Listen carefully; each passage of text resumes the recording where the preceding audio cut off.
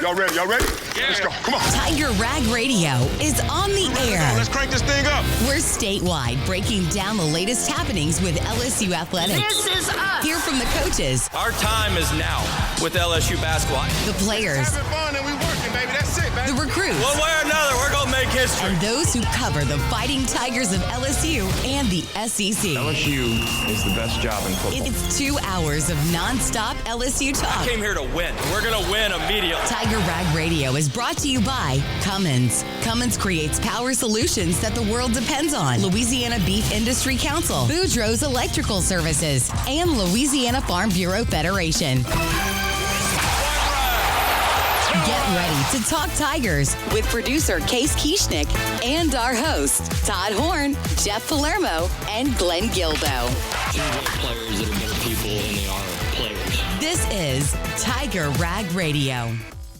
And good evening, everyone. Welcome to another edition of Tiger Rag Radio as we are getting closer and closer to the start of preseason practice for the LSU Tigers. The Tigers will report a week from today on the LSU campus, and they will begin preseason practice Wednesday. We'll actually hear one more time from Lane Kiffin before all that gets started.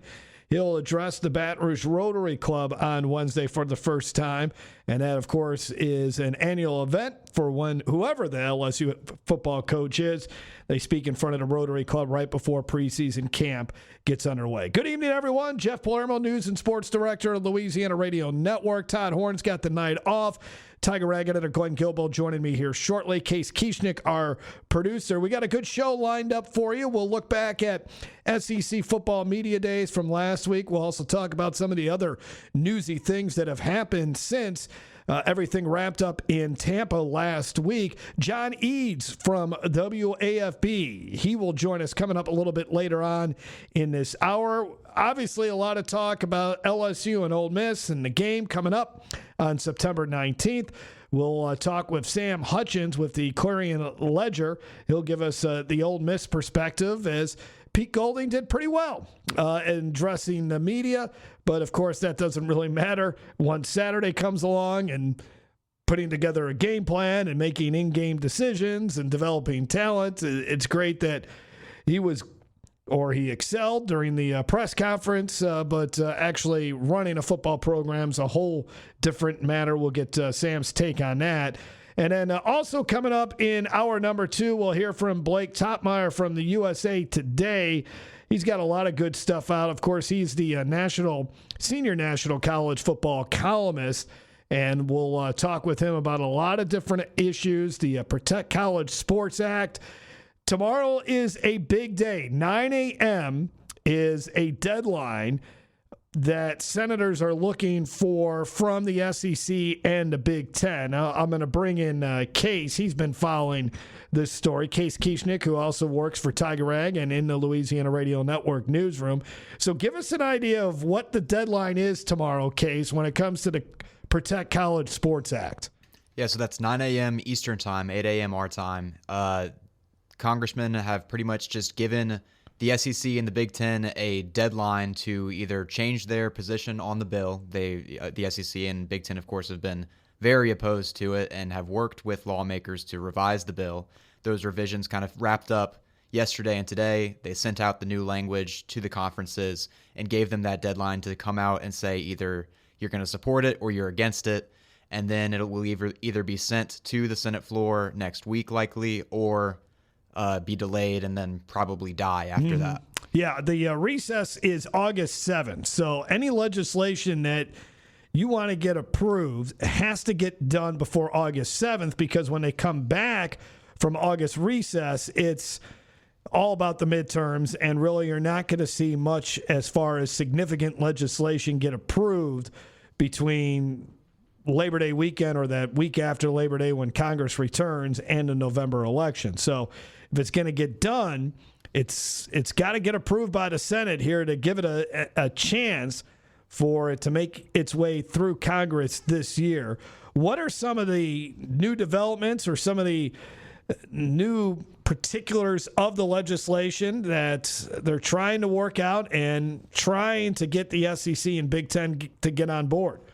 So Todd would probably tell you it's a completely different bill at this point. They've changed and altered so much. The big things that stuck out to me, they've added this revenue share retention pool, which is essentially could be up to $25 million pool that would allow schools to go over that revenue share cap to retain their student athletes, so to bring players back.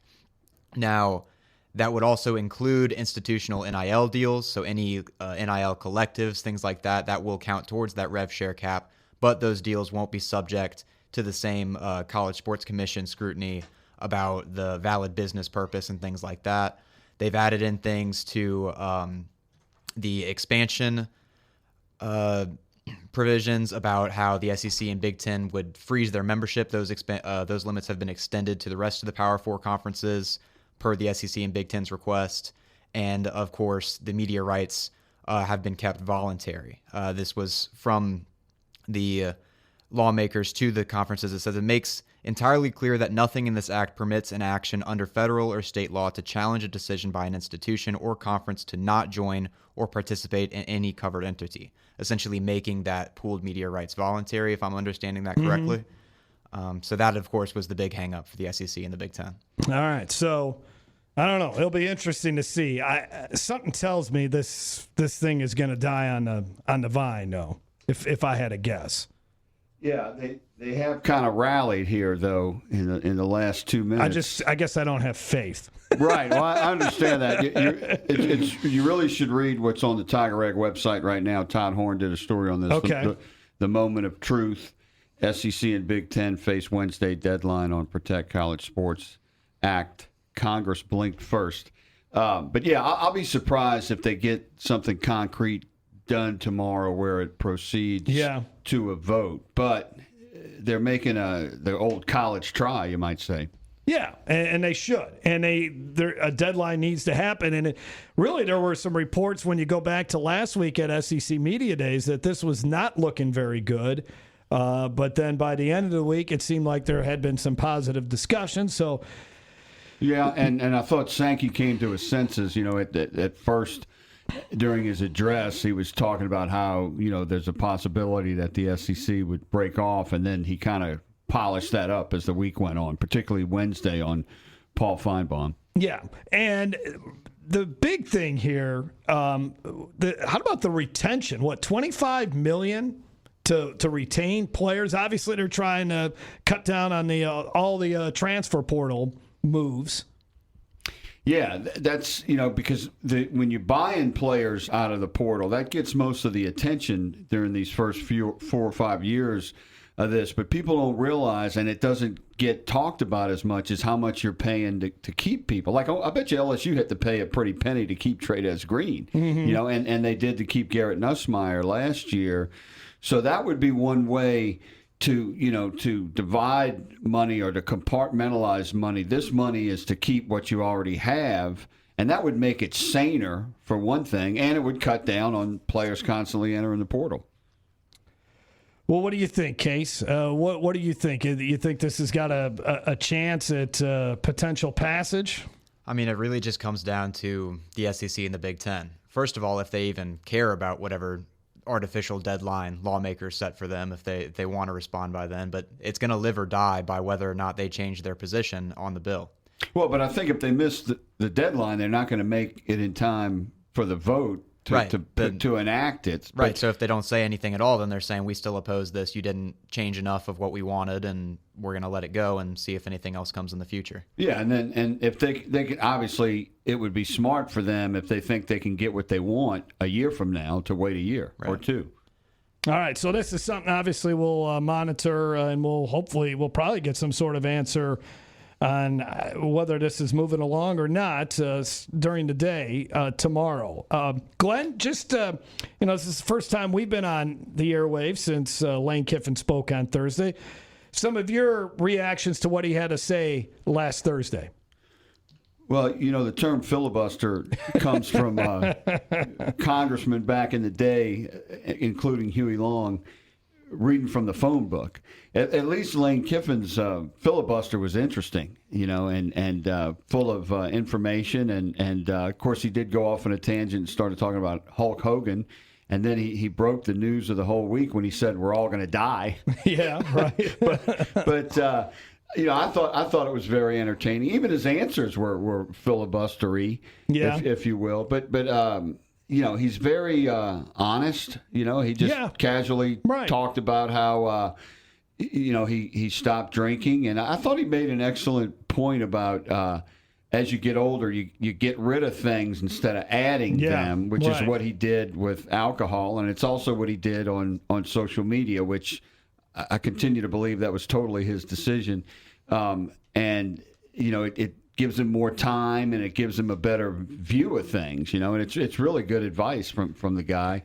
But, it was very interesting. I thought Pete Golding was great too. I thought it was funny that he got a round of applause, but that was from bloggers. I later found out, not necessarily the beat reporters, fanboys. And Pat Summerall, John Summerall, the late great Pat Summerall, but John Summerall also got a round of applause.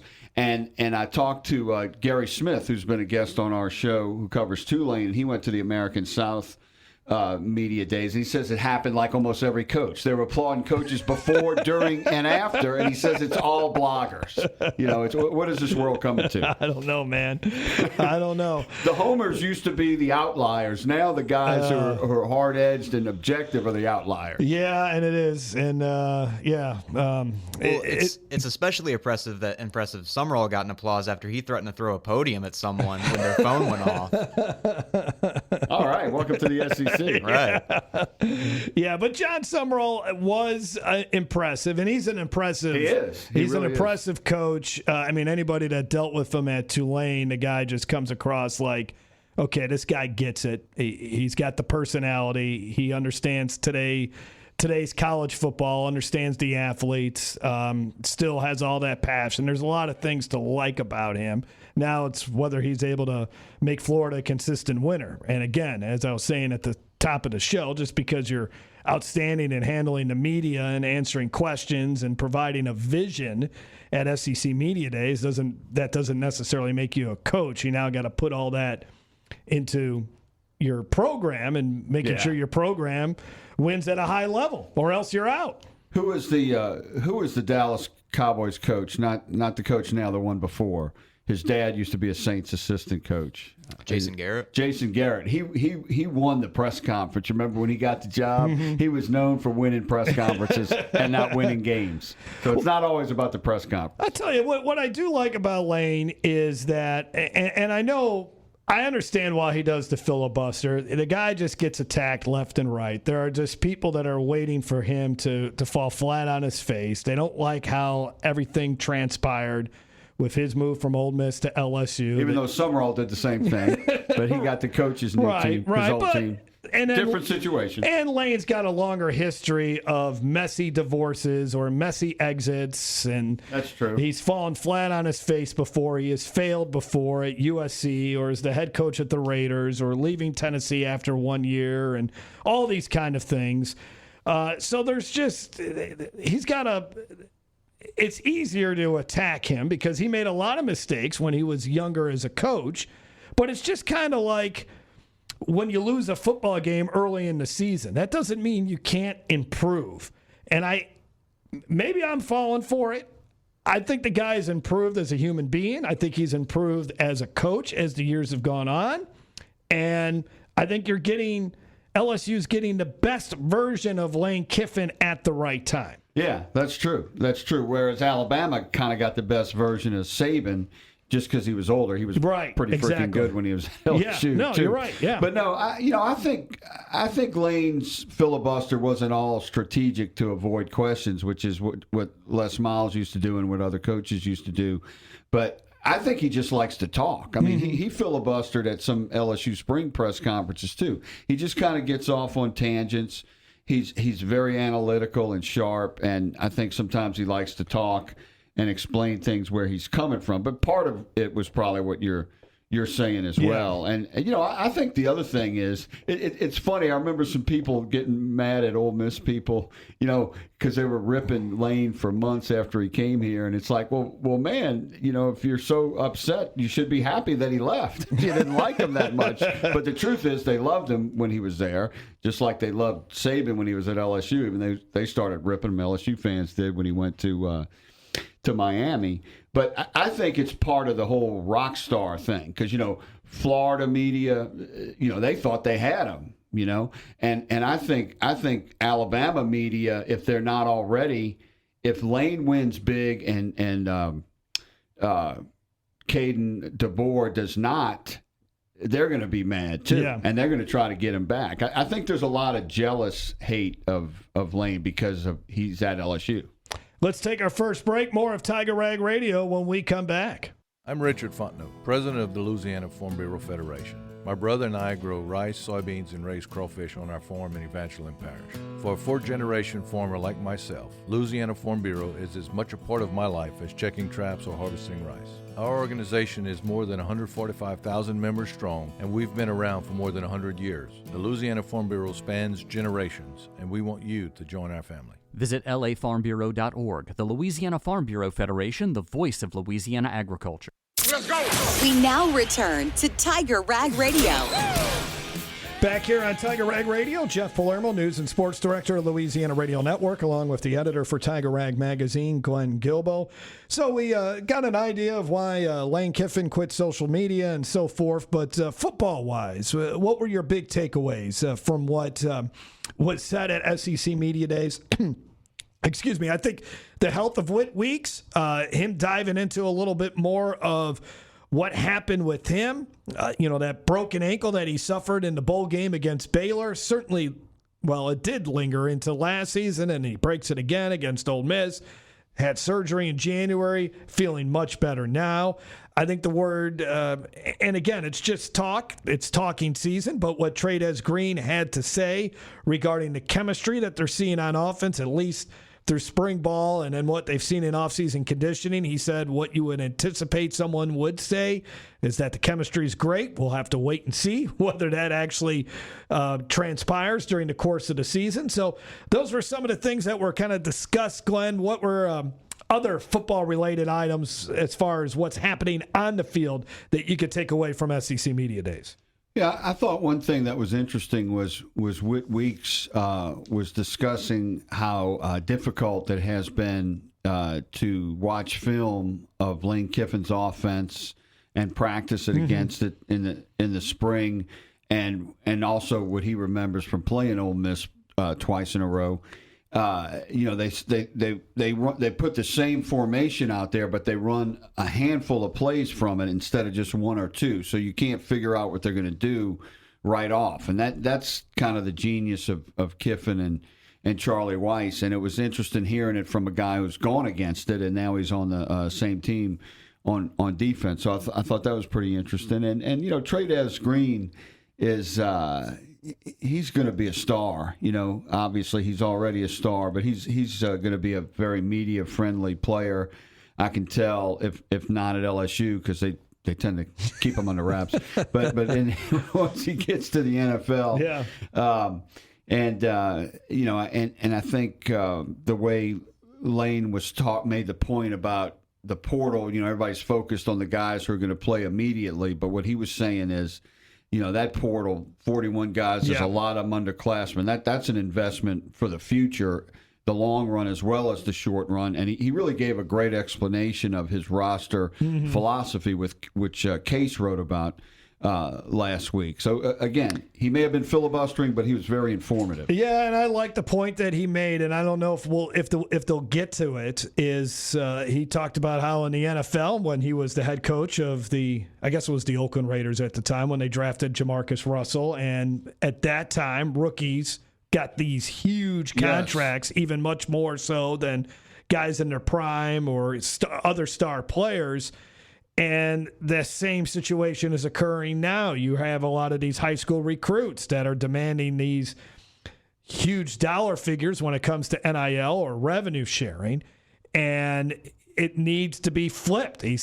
There should be some sort of whether it's a cap on them as far as the incoming freshmen, however you can set up the system so the players coming out of high school going into college are not making more than, say, a Whit Weeks. Right.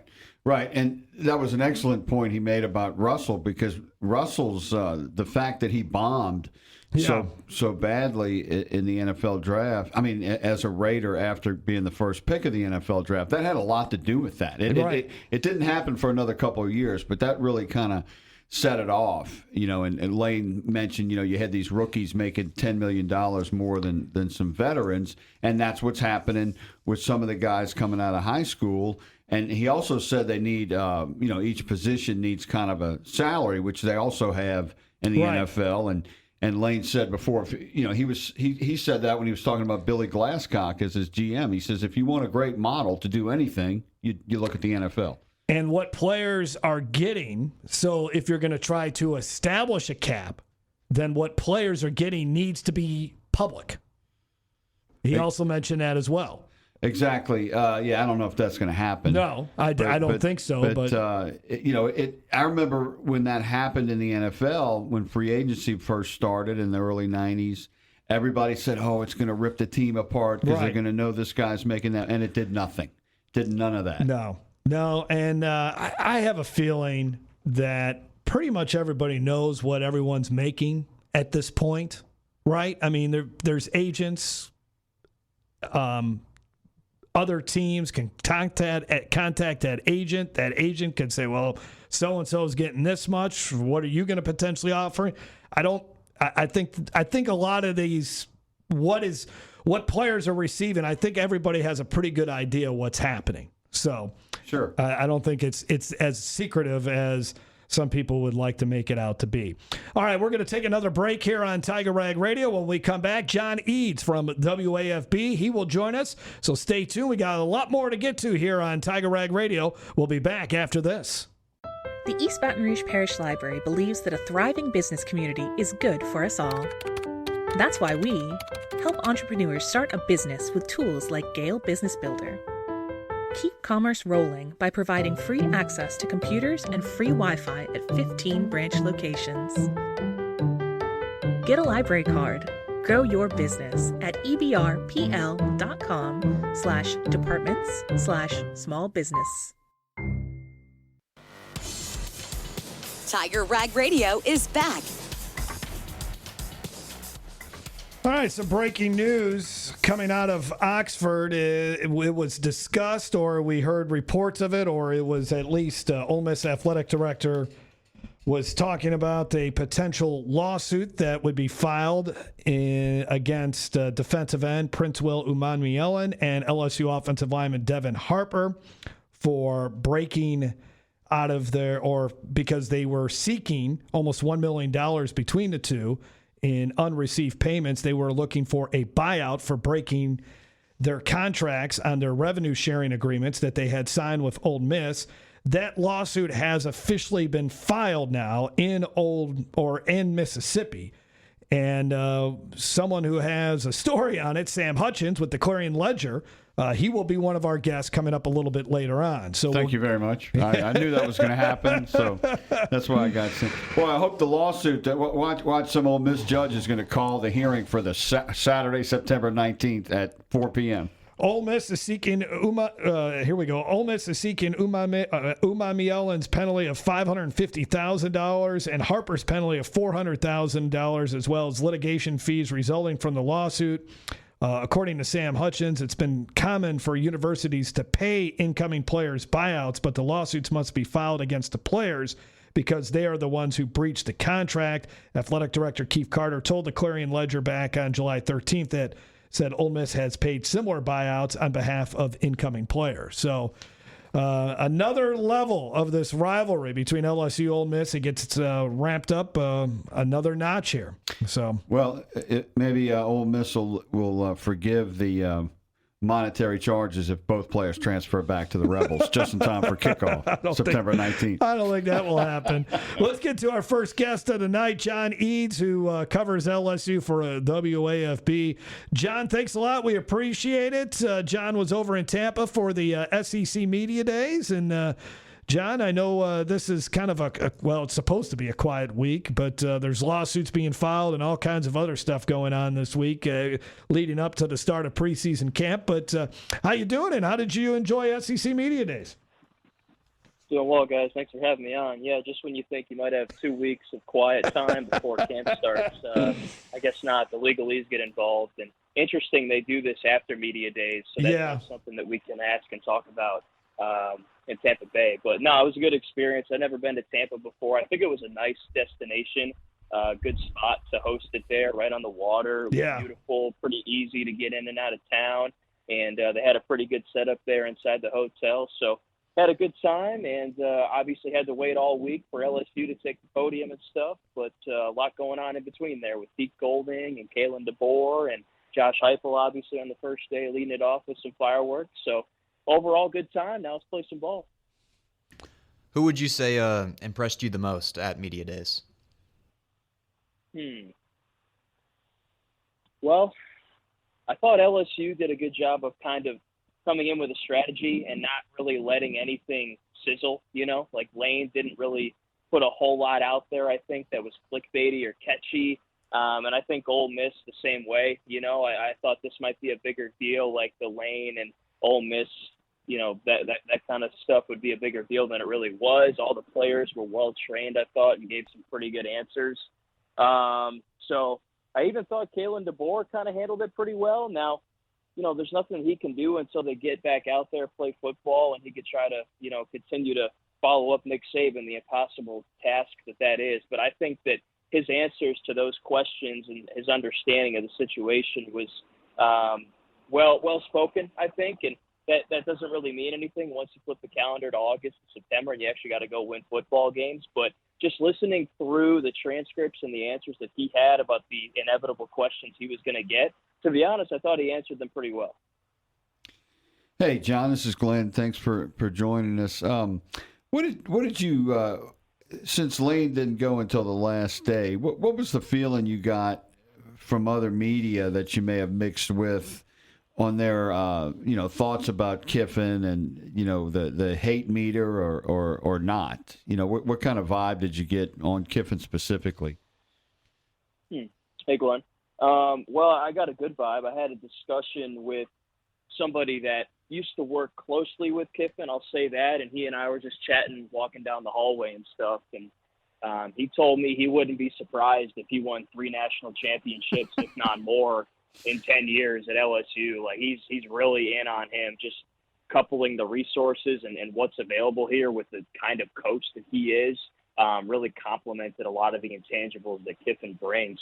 As far as the hatred between the two, I didn't have a ton of discussion about that. I thought, again, it'd be a bigger deal than it was. I thought Pete Golding gave some pretty funny answers, like the one about the ex-girlfriend. Yeah, so very good. There wasn't a whole lot there to ignite that rivalry more than it already is. I would say this legal action they just took was a bigger kind of blip on the radar than anything that was said or talked about in Tampa Bay. So I will say this, though. A lot of media people told me that they've been to Death Valley a couple times in recent years, and they were underwhelmed with the experience.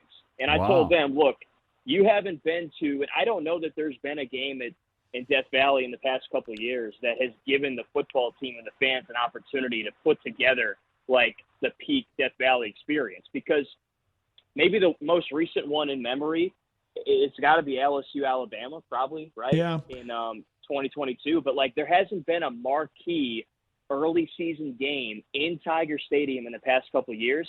There will be that opportunity against Clemson. And I say that because by the time the marquee games that you were looking forward to came to the schedule in late October, November, the season was pretty much already over because LSU had 3 or 4 losses. So I told them, that's going to change. You will not be underwhelmed, I don't think, much going forward. I would think the one game that might come close to the LSU-Alabama game in 2022 was the LSU-Ole Miss game in 2024. Yeah, that was a pretty loud game. Yeah. I was thinking off the top of my head. Yeah, no, I understand where you're coming from, but you're right. I mean, you're right. It's been tough, and LSU's had some during that time. They've had some games that haven't been very good. I remember there was a lot, even though it was an 11 a.m. kickoff. The LSU Tennessee game in 2020 was that 2023, right? That was Kelly's first year, 22. 22, and then LSU's down like 14-0 before you can, and it just took the complete, the air out. And again, it was an 11 a.m. kickoff as well, so that didn't help. But so I would imagine Saturday night, September 5th, Tiger Stadium will be amped up as well as it's been amped up, maybe going all the way back to the 2019 season. Yeah, and the thing about Tiger Stadium, you never hear that it's a comfortable place to watch a game, unless you're in the suites or something. And if you're at a day game in Tiger Stadium and you're facing the sun, I know people. Right. I mean, they couldn't stand it. Yeah. It's not glam camping. It's rustic camping. And it's an all-day thing. It's work, man. And look at the UCLA game last year, right? Was it last year or the year before? Yeah, 2 years ago. Yeah. That place, there was no way. It was so difficult to stick around for two halves of football for that one. But what are your big storylines going into preseason camp, John? I think the biggest one, Sam Levitt. It was good to hear the players and Lane Kiffin talk about his health status, what he's been doing this summer. Thing is, though, none of us have seen that. Those have all been closed, player-led practices, and there's no guarantee that he's going to return to the form that he was in before last October when he was at Arizona State. You paid him the money, that's great.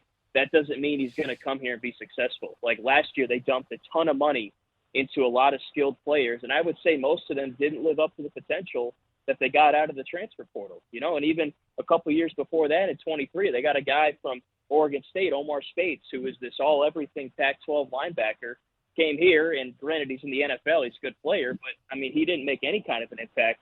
Nobody did on that LSU defense in 23. So that's the biggest thing for me is, yes, all the stuff in writing, and, in a video game world, Sam Levitt comes to LSU, balls out, goes to the league, and the Tigers win a bunch of games. That's not guaranteed, though, and we haven't seen him do anything except throw footballs and tennis shoes. So we need to see what his health is and if he can gel with these receivers because he hasn't done any live game stuff that we've seen. So that's, above all, the biggest storyline. Another, I'd say, is the defensive line. You're a little thin at the edge spot because Gabriel Relaford went down with the injury earlier this year. You're really young and inexperienced and unproven at defensive tackle. I like what Blake Baker has in the linebacker and in the secondary, but you win in the trenches, it's no secret. I think they'll have the upper hand from an offensive line perspective, but how about defensive line? Is a Deuce Gerald's ready to play? Is a Lamar Brown ready to play? Does a Shone Washington, a Dominic McKinley take the next step? So those are two of the biggest storylines I'm following is how is Sam Levitt progressing? And then that defensive line, who's going to step up there? John, we appreciate it, man. It'll be here before you know it. Next Tuesday's reporting day. Thanks a lot for spending some time with us tonight. My pleasure. Thanks for having me, guys. All right, that is John Eades with WAFB. We'll be back after this here on Tiger Rag Radio. We're back to Tiger Rag Radio. Back here on Tiger Rag Radio, Jeff Palermo along with the editor for Tiger Rag Magazine, Glenn Gilbo, and our producer tonight, Case Kieschnick. So I was trying to get through it quickly there with John because I wanted to get the story out there before we got to John Eades' interview about the breaking news out of Mississippi, and that is civil complaints have been filed. Ole Miss has filed civil complaints against LSU football defensive end Prince Will, Umanmielen, and LSU offensive lineman Devin Harper. You may have heard that athletic director Keith Carter said earlier this month that they were considering filing a lawsuit against both players because both of them in early January signed a revenue sharing agreement with Ole Miss and then still entered the transfer portal and then ended up signing with LSU.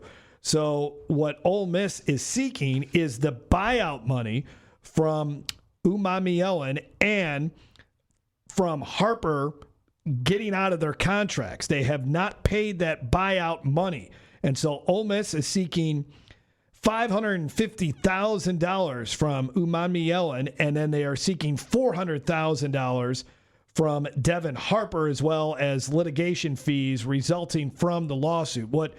And our next guest is going to talk a little bit more about this. Sam Hutchins with the Clarion Ledger. He has a story right now at the Clarion Ledger website, clarionledger.com, if you want to read more about it. And I know Tiger Rag's going to be following up with this as well.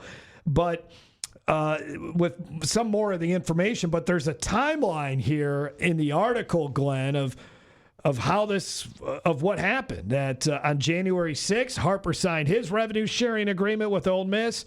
Umanmielen signed his revenue sharing agreement with Ole Miss on January 3rd, and then approximately a little later, or more than a week later, Harper enters the transfer portal. On the 16th of January, he signs with LSU. And then on the 16th, the day that he signed with LSU, when Devin Harper signed, Ole Miss sent him a letter requesting payment. Never got a response. 30-day deadline comes around to make a payment. No response from Harper. So then Ole Miss contacted LSU requesting payment on Harper's behalf. LSU denied in middle of March, saying that they are not party to the contract.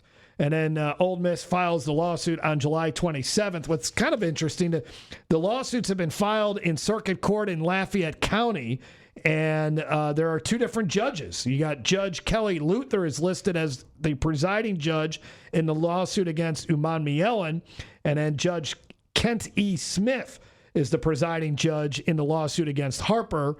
And as Keith Carter says, that Ole Miss has paid similar buyouts on behalf of incoming players, and that universities usually pay these incoming player buyouts. So even though the lawsuits have been filed specifically against Umanmielen and Harper, in the end, LSU may have to end up paying these buyouts, or we'll see. I can't imagine, as we saw with the Trinidad Chambliss situation, I can't imagine an Ole Miss judge or a Mississippi judge is going to rule against Ole Miss.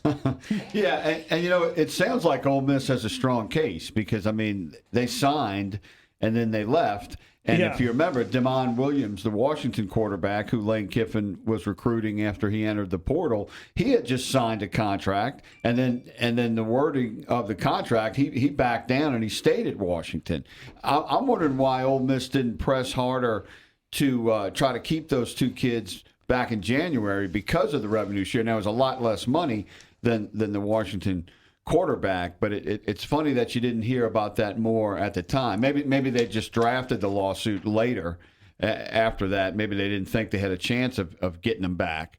But it sounds like Ole Miss has a strong case. And Ole Miss provided this statement to the Clarion Ledger. I'll kind of jump to the middle of it. And I think that the key part of it, according to the statement, before transferring to another institution, student-athletes Devin Harper and Prince Will Umanmielen signed revenue-sharing agreements that included a provision requiring them to compensate the university with a predetermined amount if they departed before fulfilling their commitment. The University of Mississippi has a responsibility to enforce its contractual terms, and this position is consistent with the action of other institutions in the current landscape of college athletics. So, yeah, I would love to hear the story from Prince Will and Devin Harper. There's always two sides to a story, Glenn. Sure. But I would love to hear why they never paid or why they feel like they don't have to pay. I wonder if the people recruiting them, LSU and others, were saying, we'll take care of that if y'all come, or who knows. Yeah. All right, let's take another break, and we'll have one more little segment, and then we'll get to Sam Hutchins from the Clarion Ledger. So stay tuned. More from Tiger Rag Radio right after this. This is Tiger Rag Radio. Back here on Tiger Rag Radio, Jeff Palermo along with Tiger Rag editor Glenn Gilbo. Looking forward to our next guest, Sam Hutchins from the Clarion Ledger, to talk about the lawsuit that has been filed by Ole Miss against Prince Will Umanmielen and LSU offensive lineman Devin Harper. We'll get into that a little bit more with Sam Hutchins from the Clarion Ledger. While SEC Media Days took place last week, this week it's Big Ten Media Days. It's kind of weird these Media Days are this late into July. Like preseason camp starts next week. Usually there's a little bit of more of a buffer in between the media days, and but for whatever reason, it's all backed up this year. But Big Ten Media Days gets underway, and of course, Commissioner Tony Petitti advocating for the 24-team playoff. So that was right now. That's the big thing. The Big Ten is continuing to push for the 24-team playoff. Of course, Tony Petitti feels like the Big Ten has much more of a leg to stand on nowadays because they've won their last 3 national championships. So we'll see. This debate will just continue to move on here, Glenn, as far as what might happen with that. Yeah, it's going to be interesting to see what happens tomorrow, and it's wild that the Big Ten Media Days are going on at the same time. That something could well happen tomorrow with that. We're going to talk to Blake Topmeyer about that too at 7:30. But I'm going to be surprised if something really goes down tomorrow. I think it's going to be delayed. Yeah. Tony Petitti, this is what he says regarding the 24-team playoff. The idea is keeping as many teams in contention for as long as possible. Play as many meaningful games for as long as you can. Secondly, the format creates all kinds of incentives. If you think about a 24-team playoff, a bunch of teams that are going to be ranked between 16 and 24 that are just trying to make sure they're in. You're going to have teams playing until the very end to see if they're in. So he believes it's going to lead to a lot more meaningful games, especially in the month of November. Yeah, it makes sense. I think the Big Ten, they've always played more conference games than the SEC teams have, and they also have more teams.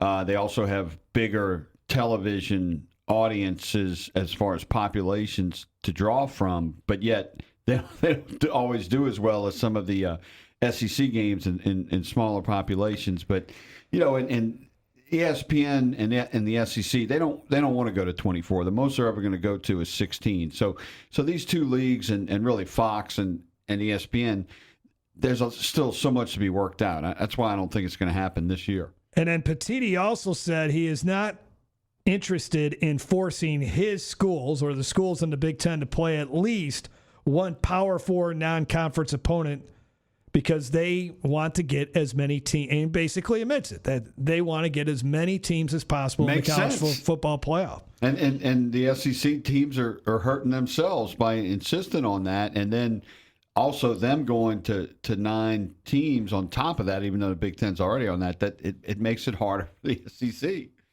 Well, all right. So Tony Petitti has made his statement regarding that. Not much has changed there. And that debate will just continue. And it doesn't seem like either side is going to back down when it comes to that. So I don't know. I think we just kind of keep punting on that issue until somebody blinks. Maybe another year of how you see the season work out and how the playoff works out. You gain a little bit more information, and maybe that leads to more discussions as far as how to expand it, if to expand it, and all those kind of things. Let's take another break. When we come back, Sam Hutchins from the Clarion Ledger in Mississippi. Of course, we'll be talking about the lawsuit Ole Miss has filed against Princewell Umamielen and Devin Harper for breaking their revenue sharing agreements and not paying the buyout according to the University of Mississippi. We'll be back after this.